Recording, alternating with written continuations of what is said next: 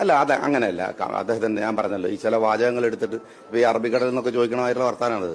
രാഷ്ട്രീയത്തിൽ പറയണത് ഈ പുസ്തകം കൊണ്ട് ഒരു അറബിക്കടലിൽ എറിഞ്ഞാൽ അവസാനിക്കൂലല്ലോ.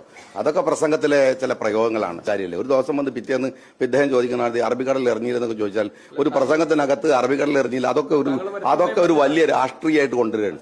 അറബിക്കടലിൽ കൊണ്ടെടുക്കുക. പിന്നെ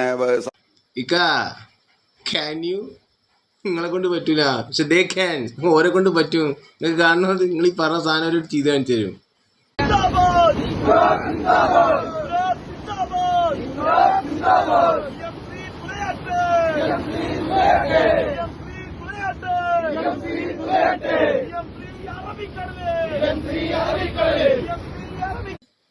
കണ്ടില്ല, വളരെ സിമ്പിളാണ്.